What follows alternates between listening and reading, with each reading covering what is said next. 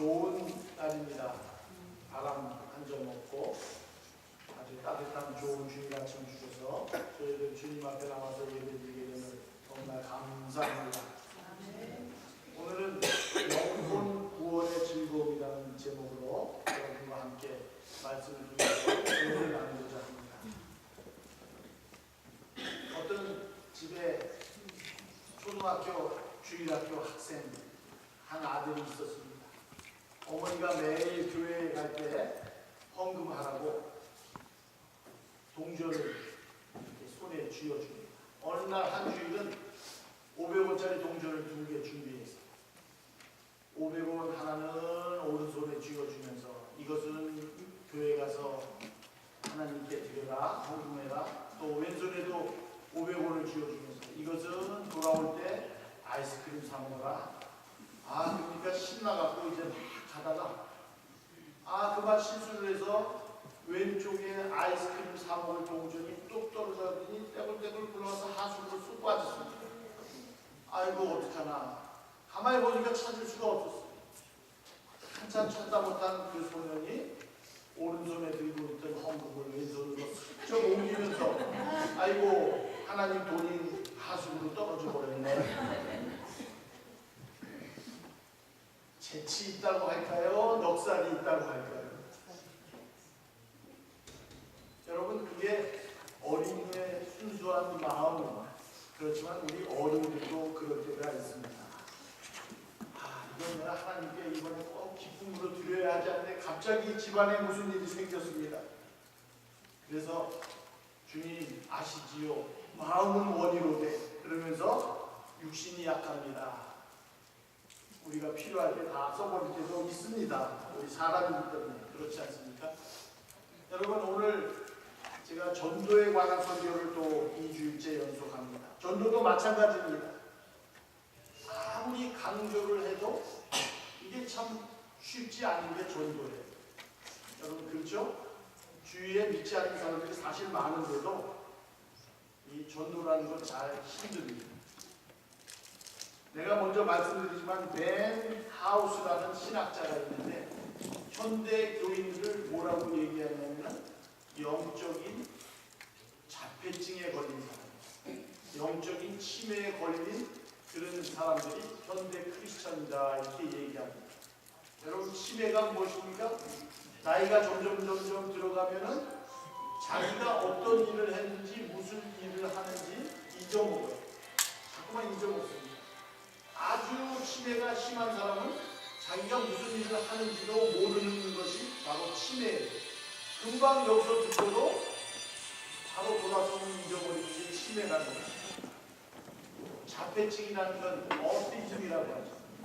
그것도 한 일에만 몰두합니다. 그리고 인간관계 이런 거 다 필요가 없습니다. 무관심입니다. 다른 사람과 관계 맺는 것, 관심 있는 것 별로 관심 보이지 않고 자기 세계에만 빠지는 것이 어티즘, 자폐증이라고 하는 것입니다. 벤 하우스라는 신학자가 우리 현대 모든 크리스천들이 다 영적인 자폐 환자라는 거예요. 치매 환자라는 겁니다. 교회에서 목사님이 설교를 할 때 전도의 중요성, 또 성경 공부를 통해서 그 사명에 대해서 다 배우고 알고 전도해야지 이렇게 결심하고 되돌아서면서 교회 문 나가면 잊어버린다는 것이 우리 현대 크리스천들의 특징이라는 거예요. 여러분 혹시 치매에 걸리신 부모를 모셔본 분이 있습니까? 참 힘들죠. 또 집안에 자폐증에 걸린 그런 자녀가 있으면 그 온 식구들이 그 자폐증에 걸린 그 자식에게 관심을 가져야 되기 때문에 굉장히 힘든 것입니다. 그리고 그 부모들은 마음이 굉장히 아플 겁니다. 하나님이 우리의 영적인 아버지이십니다. 우리가 치매에 걸렸다, 자폐증에 걸렸으면 얼마나 그 마음이 아프시겠습니까? 디모데후서 4장 2절에 너희는 말씀을 전파하라. 때를 얻든지 못 얻든지 항상 힘쓰라. 사도행전 1장 8절 말씀 땅끝까지 이르러 내 증인이 되라. 여러분, 우리 연합감리 교회가 교회 설립의 목적이 뭐냐면 가서 제자를 삼으라는 것이 우리 연합감리 교회 모토입니다. 예수님의 제자를 많이 만들어내는 것이 우리 연합감리교 전체의 목표입니다. 아마 모든 교회들의 존재의 목적이 예수님의 제자를 많이 길러내는 것입니다. 그래서 저는 오늘 영혼 구원의 즐거움에 대해서 여러분에게 말씀을 드립니다. 여러분, 이 세상에 무슨 재미로 삽니까? 요즘 우리가 소득도 높아지고 또 살기가 편해졌습니다. 옛날보다는 훨씬 낫지 않습니까? 그래서 요즘 한국 사람들이나 우리 교인들도 보면은 식도락이 있어요. 맛있는 거 지면은 뭐 몇 시간 가도 찾아가서 차 타고 가서 먹고 와야 마음이 풀리죠. 그죠? 그런 여유가 있는 그런 세상이 되었습니다. 그런 사람들을 식도락가라고 이야기를 합니다. 그런데 그것도 한번 해볼 만해요. 식구들끼리 가면서 대화도 하고 맛있는 음식도 먹고 영양도 공급받고 관계도 개선이 되고 참 좋지 않습니까? 예, 요즘 무슨 재미로 사냐? 먹는 재미로 사는 사람들도 사실은 있습니다. 또 그것 우리가 무시할 수 없는 겁니다. 참 좋은 우리의 생활 방식 가운데 하나입니다. 그러나 오늘 예수님께서는 우리가 육적인 음식을 먹는 것도 중요하지만 영적인 양식을 먹는 것도 중요하다고 말씀합니다. 오늘 성경 본문 말씀은 예수님이 사마리아 수가라는 동네로 일부러 가셨습니다. 여러분, 사마리아라는 동네는 유대 사람들에게 소문나기를 죄인들, 몹쓸 사람들, 상대 못할 사람들과 사는 동네에서 그 동네를 거쳐서 가면은 지름길인데도 일부러 가지 않고 뺑 돌아서 가는 동네가 사마리아라는 동네입니다. 그런데 예수님은 일부러 그 동네를 제자들과 찾아가셨습니다. 그리고 우물가로 가셨던 것입니다. 때가 점심때입니다. 때가 되니까 시작하니까 제자들이 예수님을 위해서 먹을 것을 구하러 마을로 들어갔습니다. 그때 아주 뜨거운 대낮 12시 정오에 한 여인이 그 우물가로 물을 길러 나왔습니다. 원래 여러분, 물을 기르는 것은 사막지대에는 너무나 뜨거워서 낮에는 못 나와요. 저녁에 해가 그리고 온도가 내려갔을 때 그때 물을 길러 나오는 것입니다. 그런데 이 여인이 대낮에 물을 길러 나오는 것은 이유가 있는 겁니다. 그 사마리아 동네의 모든 사람들에게 손가락질 받는 여인이었어요. 왜? 오늘 성경에 보니까 남편이 5명이라고 했어요. 그랬더니 얼마나 마을 사람들이 수근수근거리겠습니까? 그런데 예수님은 그 사람이 남편이 5이건 6이건 그것에 관심을 두지 아니하고 그 불쌍한 영혼의 구원을 위해서 이 수가 우물가에 오셨던 것입니다. 그리고 그 여인과 대화를 시작하셨던 것입니다. 그래서 성경 오늘 본문 말씀 요한복음 4장 4절에 보면 예수님께서는 이 여인에게 복음을 전하려고 일부러 이 우물을 찾아오셨음을 알 수가 있습니다. 불행 가운데 있는 한 여인을 구원하시려는 예수님의 영혼 사랑의 모습을 볼 수 있습니다. 이제 제자들이 마을로 내려가서 음식을 구해왔습니다. 그때 예수님께서 오늘 본문 32절에 보면 뭐라고 말씀하셨냐면 나는 너희가 알지 못하는 먹을 양식이 따로 있다 그랬습니다. 그러니까 제자들이 깜짝 놀랐습니다. 우리가 양식 먹으러 간 사이에 누가 예수님에게 잡수실 것을 먹을 것을 갖다 드렸는가 그렇게 생각을 했습니다. 그때 예수님께서는 그 제자들에게 그렇게 물어보는 제자들에게 이렇게 34절에 말씀합니다. 나의 양식은 나를 보내신 이의 뜻을 행하며 그 일을 온전히 이루는 것이라. 사람들은 육신의 양식을 먹는 것을 즐거움으로 삼고 그것으로부터 힘을 얻게 되지만 예수님의 삶은 예수님을 건강하게 하고 예수님의 삶에 힘을 주고 예수님의 삶에 즐거움을 주는 양식은 하나님께서 주신 사명을 이룩하고 수행하는 것이라고 했습니다. 그 하나님께서 주신 사명이 무엇입니까? 하나님께 받은 사명이 무엇입니까? 바로 복음을 전하여 하나님의 나라를 확장하는 것입니다. 다른 사람들에게 복음을 전해서 그 영혼을 구원하는 일입니다. 그것이 곧 예수님에게 있어서는 배부른 일이요 보람된 일을 가져다 주는 것이다. 이렇게 말씀을 했습니다. 지금 예수님은 바로 죄로 인해 죽어가는 사마리아 이 한 여인의 영혼을 구원하신 것입니다. 전도하여서 한 영혼을 구원하고 결실을 얻게 되었으니까 그 사명을 완수하는 것이 되었고 이것이 예수님의 양식이 된 것입니다. 비록 육신의 음식을 먹고 배가 불러서 만족한 육신적인 그런 체험, 즐거움이 아니지만 한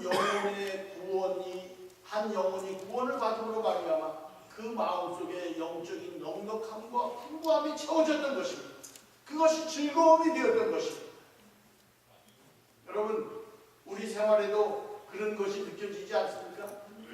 우리 자녀들 공부 열심히 해서 대학에 갔습니다. 여러분, 대학교 졸업하기까지 얼마나 힘듭니까? 돈 다 내줘야죠.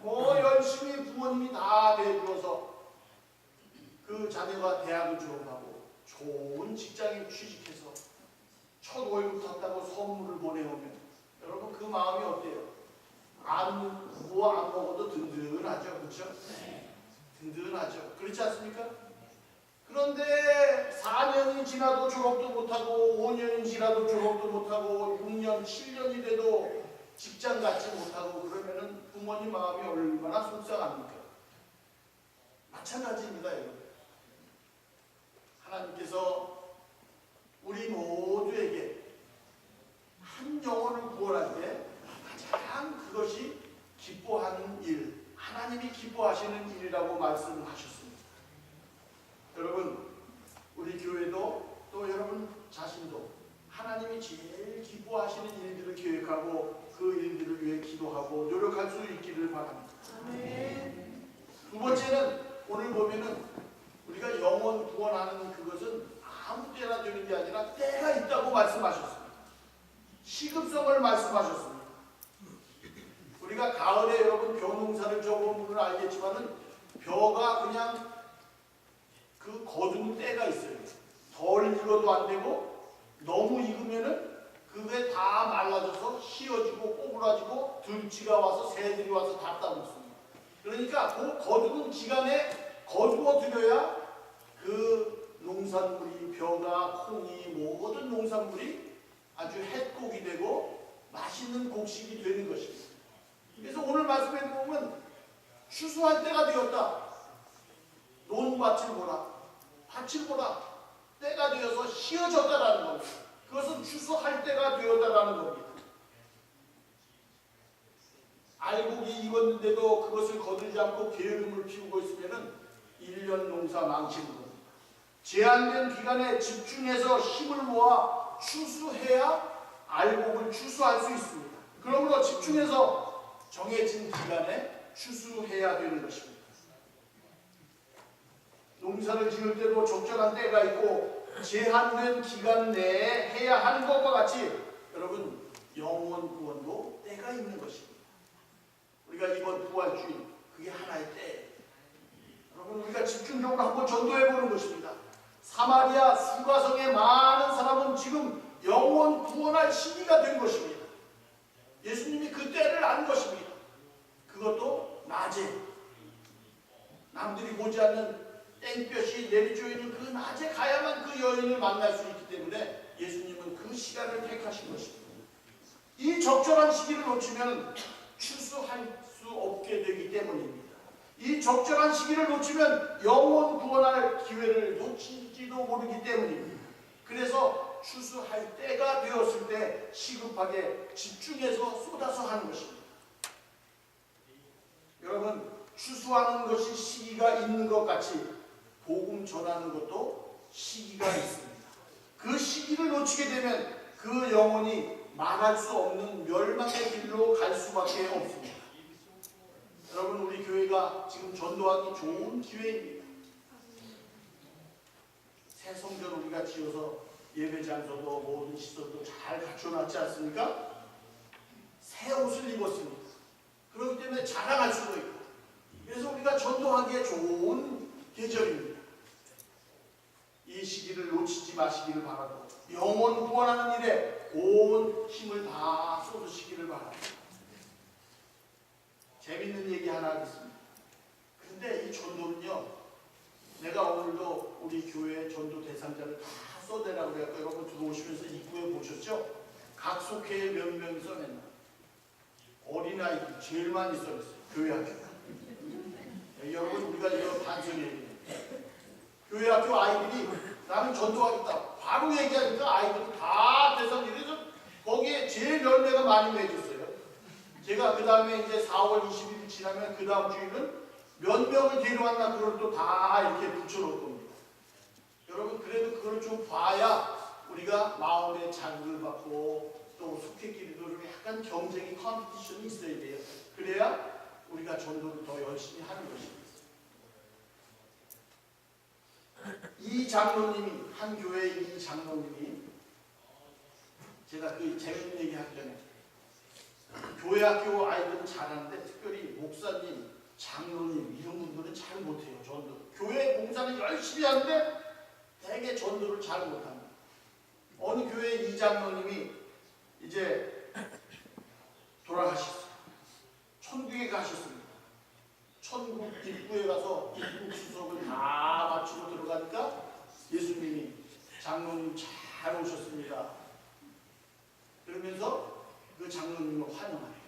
그런데 옆에 수준 들던 그런 한 천사가 이 장로님에게 가서 장로님 오시느라고 수고하셨습니다.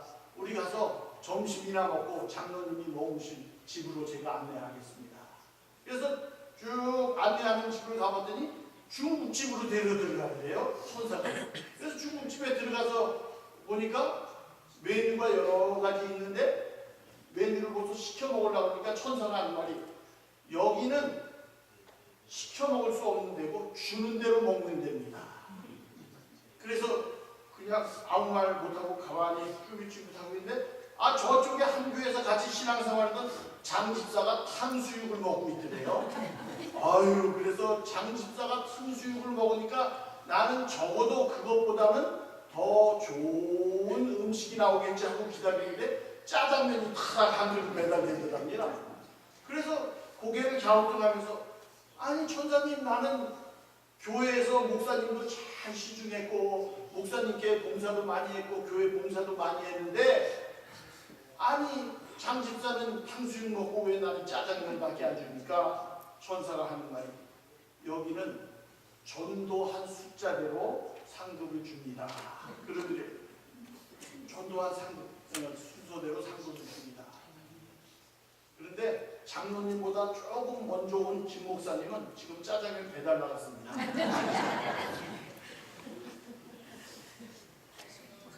여러분, 짜장면 배달 저와 같이 가서 하시겠습니까? 그냥 재미로 하는 말이지만은 우리가 귀담아 들을 필요성이 있다고 저는 봅니다. 농부가 1년 내내 땀 흘려 농사 지은 것을 가을에 추수할 때, 여러분, 그 농부의 기쁨이 얼마나 클까요? 여러분들이 과일나무를 하나 심어서 봄에 거름도 주고 물도 주고 가꿨는데 가을에 열매를 맺으면 여러분 얼마나 기뻐요. 기쁘죠? 좀 표정 좀 밝게 좀 하세요. 기쁩니다. 추수한 농부만 즐거운 것이 아니라 새로 추수한 것을 먹는 사람도 즐겁습니다. 그 추수한 것을 갖다가 이웃에게 나눠주면 이렇게 열매가 맺었다고 또 목사님 가져다 주고 그러면 얼마나 기쁜지 모릅니다. 농사 짓는 사람도, 농사 지은 사람도, 또 그것을 받아 먹는 사람. 여러분, 어렸을 때 시골에서 묵은 쌀과 햅쌀로 밥 지어본 적 있죠? 내내 묵은 쌀 먹다가 가을에 햅쌀이 나와서 그것을 방아를 쪄갖고 햅쌀밥을 먹으면요, 그냥 밥만 먹어도 그냥 기름이 자르르 흐르는 게 얼마나 눈으로 봐도 벌써 햅쌀은 나릅니다. 윤기가 흐르고 찰져서 그냥 입에 착착 달라붙습니다. 새로 추수한 햅쌀. 여러분 고구마도 그래요, 그죠? 핵고구마. 얼마나 새로 추수한 것은 맛과 빛깔이 다릅니다. 그래서 새로 추수한 것을 보면 보는 사람이나 먹는 사람이 모두 다 즐거운 것입니다. 그러니까 여러분, 이 추수하는 기쁨이 얼마나 기쁘겠습니까? 그런데 이렇게 농산물을 추수하는 것보다 비교가 안 될 정도로 더 기쁜 것이 있는데, 가정에 아이를 낳으면 이루 더 말할 수 없는 것입니다. 새 생명이 태어나서 그 가정에 안겨졌을 때 아빠가 된 기쁨, 엄마가 된 기쁨, 내 아이가 생긴 기쁨, 한 생명을 책임진 기쁨, 또 아빠 닮았네. 그럼 그냥 어깨에 힘이 저절로 납니다. 새 생명을 얻었을 때 우리는 그 즐거움은 이루 말로 다 표현할 수 없을 것입니다. 그런데 오늘 본문에서 예수님은 이것보다 더 큰 기쁨이 있다. 그것은 영혼을 구원하여 새 생명을 얻을 때 그것이 더 큰 기쁨이라는 것입니다.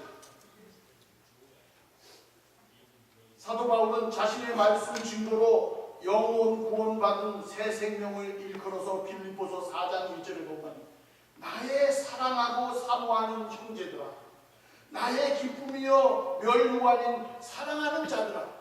빌립보 교인들에게 그 전도돼서 그들이 신앙으로 자라나는 것을 보고 멸류관이라고 했어요. 기쁨이라고 했어요. 사랑이라고 했어요.